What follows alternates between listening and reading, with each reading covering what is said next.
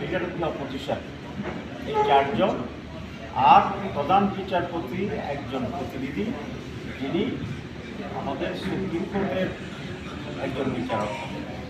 এই দিনে 5টা মেম্বার নিয়ে কনস্টিটিউট করবে সিলেকশন কমিটি।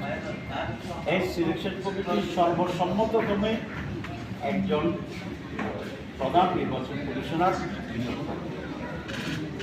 সেখানে জেনারেলি নাম চাওয়া হবে এবং সেই নামগুলোকে সিনক্রোনাইজ করা এবং একটা বাছাই করে সিলেকশন কমিটির কাছে দেওয়া হবে। এই সকল দাপ্তরিক কাজ করার জন্য স্পিকারের অফিস এখানে কাজ করবে। আর এই কমিটির সভাপতি হবে এভাবেই সর্বসম্মতভাবে একজন চিফ ইলেকশন কমিশন এবং আর অন্যান্য কমিশন যেগুলো আছে সেগুলোকে একজন করে প্রেসিডেন্ট কাছে পাঠাবেন। এখানে প্রেসিডেন্টের নিজস্ব কোনো আর্চার্জ থাকার সুযোগ নেই। যাকে পাঠাবেন তাকে উনি অ্যাপয়েন্টমেন্ট দিতে পারবেন।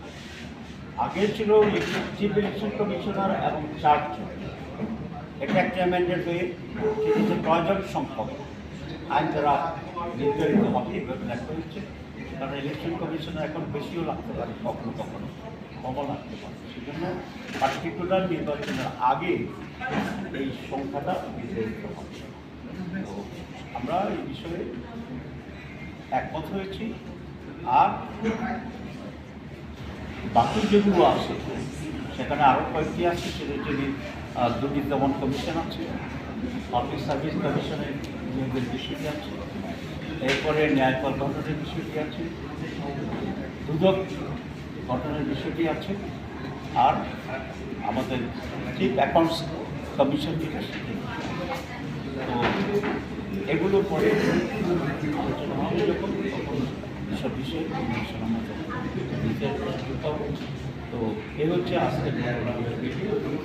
আজকে অনেক ভেরি পজিটিভ এনভায়রনমেন্ট ছিল এবং আমাদের প্রত্যেকে খুবই ডিলাইটেড নিয়ে আমরা করছি। সকলে একটু বলতে পারি আমরা কমপ্লিমেন্টও দিচ্ছি। In a very healthy complementary healthy system brotherly একটা এনভায়রনমেন্ট নির্বাচন কমিশন গঠনের ব্যাপারে সংবিধানের অন্তর্ভুক্ত ঐক্যবদ্ধ হচ্ছে এবং সংশোধন করার জন্য 118 বলছি, 118 অনুচ্ছেদ 1 এবং আর কয়েকটা অনুচ্ছেদে যদি সুনির্দিষ্ট করে বলেন সবাই কি একমত বলেছেন? হ্যাঁ, সেগুলো হয়েছে। সেখানে আমরা তাদের আচরণবিধি, তারপরে অপসারণ এবং অ্যাকাউন্টেবিলিটি